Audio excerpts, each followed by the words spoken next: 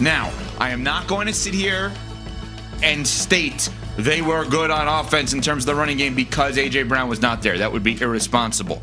But coincidentally, they were really good offensively in terms of their ground game without A.J. Brown there yesterday. 38-20. He was out because of injury. Jalen Hurts, 15-20, 179, 4 touchdowns. But the storyline, as you heard there with the voice of Rich Eisen, weekdays noon until 3 Eastern. And then, of course, CeCe about Saquon, 14 carries, 150 yards, a touchdown, 4 catches, 24 yards, and a touchdown.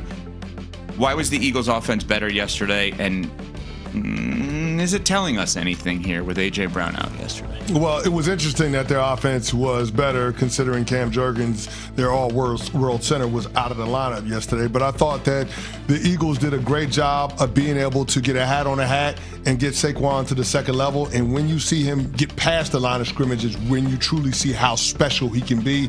The acceleration, the burst, it's all still there. It's just a matter of the lanes being available to him. And yesterday they were. He took full advantage of it. Conversely, that Giants defense, they weren't gapped out up front. Guys not playing assignment football, and then guys not being able to get Saquon down once he breaks the first wave and gets to the second and third level of the defense. The missed tackles are a thing. The Giants' defense has to get back to basics. They've got to be fundamentally sound. They weren't yesterday, and the Eagles' rush game made them pay. Yeah, absolutely. Heading into this game, Saquon's longest run of the season, 18 yards. Then second play of the game, he breaks off that 65-yard touchdown run. And I think all of us had the same reaction that he did when he said post-game. He was like, finally. And that's what we were waiting to see from Saquon the entire season, because we obviously know that he's capable of it. But the offense as a whole looked like it was clicking on all cylinders. This was their most complete game of the season from top to bottom on that side of the ball. Jalen Hurts, 15-20, 179 yards, 4 passing touchdowns, 0 interceptions. He looked very strong too. And no A.J. Brown, so that begs the question, is trying to utilize him and the manner in which he wants to be used causing this offense some friction? Or is it just them getting in a rhythm with a new play caller, and then once he's back, you can plug and play with a guy who's obviously very talented? So coincidence or cause? You think it's addition by subtraction with A.J. Brown not being on the field? I don't know. Here's what I know. Is A.J. Brown elite at what he does? Yes. Yes, he's undoubtedly. Awesome. He's so good. He would garner at least 1 first-round pick by way of trade if they were ever going to trade him. Yep. Okay? Period, next sentence. There are sometimes, Josh Allen, Steph Diggs, where and by the way, Brady's entire career, I believe Brady was better at winning when he didn't know who he was throwing to first. And I think that we saw it with Josh Allen. When you don't know before the snap who you're throwing to, in many ways, I think that's a good thing. My guesstimation is all of the talk from A.J. Brown causes an extra split second of thinking for Jalen Hurts of where's A.J. and then let me see where everybody else is versus what is the defense showing me here. I'm not blaming A.J. Brown, nor am I blaming Jalen Hurts. I'm just saying the reality is A.J. Brown clearly wants the ball, right? That's obvious. He wants the ball as much as possible. As he should when you're that great. Yeah. But that doesn't mean it's the right thing to give him the ball as much as possible. There's something there. I mean, you played the sport for 11 years. You won a Super Bowl. Every time you were active, your team had a good record. You know what winning looks like. You know what losing looks like. What is the difference of what we saw yesterday versus what we have seen with this team? I think they were more comfortable in the identity that allows the Eagles, from a personnel standpoint, to be at their best. And that's probably because number 11 wasn't on the field. Now, I'm not in any way, shape, or form saying that the Eagles are better without A.J. Brown. But there was clearly better balance on the offensive side of the ball. They had 12 rushing first downs, 10 passing first downs. That's the kind of balance that we saw throughout all of last year with that Eagles offense, right? They had 2 runners over 100 yards, Tank Bigsby and Saquon Barkley. They were both phenomenal. We'll see what ends up happening with Saquon in the groin. Perfect time for the bye week for the Philadelphia Eagles. But I digress. I think that when it comes to being able to have the offense at its best, being able to get the best version of Jalen Hurts, it's a game script on offense, much like what we saw yesterday. Can A.J. Brown be satisfied with that? I think the answer to that question determines how the Eagles proceed with number 11 before the trade deadline. Do they need to care if he's satisfied by that? Yes. Why? Yes, because he's such a big figure in that locker room. He's so important to their team, and he's an uber talented player, which means he's going to have a voice. If he's not happy, it's going to be disruptive.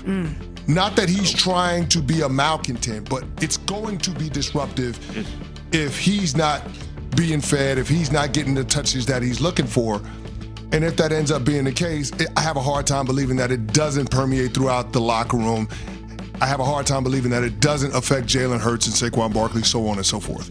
When Jalen Hurts gets the news, A.J. Brown's out, he feels how? I don't know. I'm not in his head. No, but like...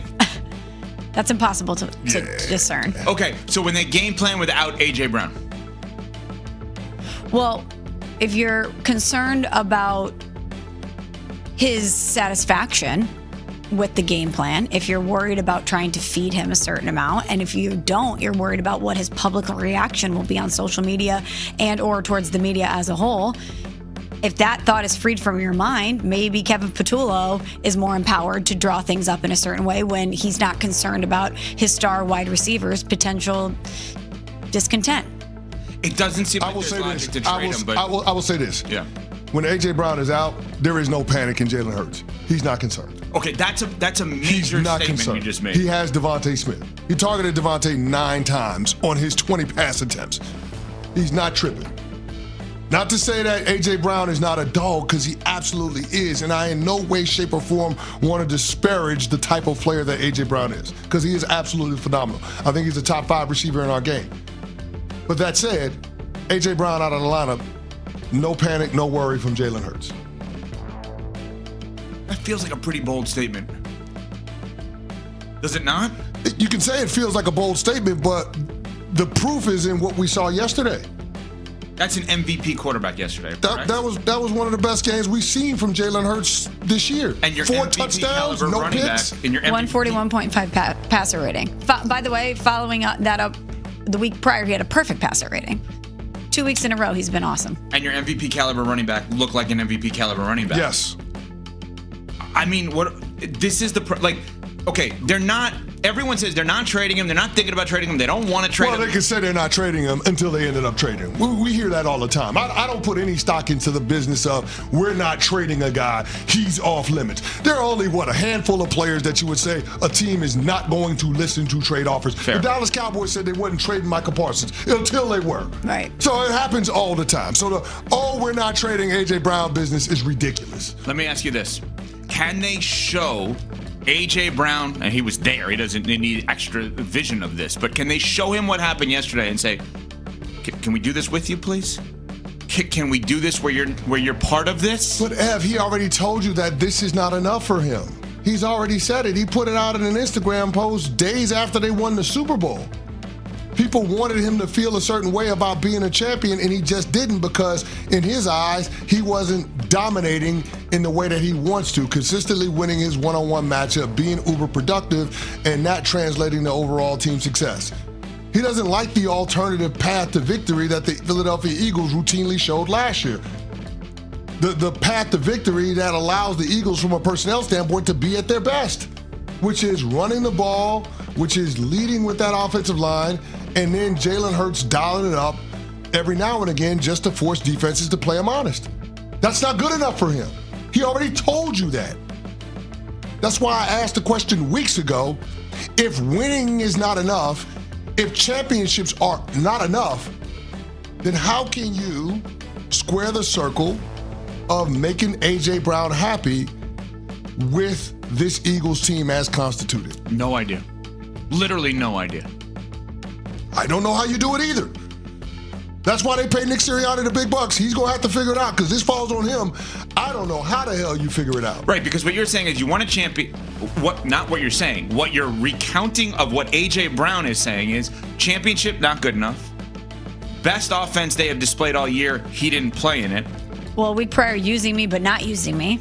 Dead cap hit is enormous by trading him. And he said using me but not using me after a 100-yard day and the quarterback throws for 300. That's right. You're right. I have zero. I don't like presenting problems without solutions. I have no idea what the suggestion is. Yeah. What, you're going to make him inactive the rest of the season? I don't know, but this is why you pay your head coach. He's got to figure it out. And if he can't, then that's up to Howie Roseman to figure it out. What happens when you better not lose a game and you lose the game? We'll discuss next. We're on Sportsmanlike, presented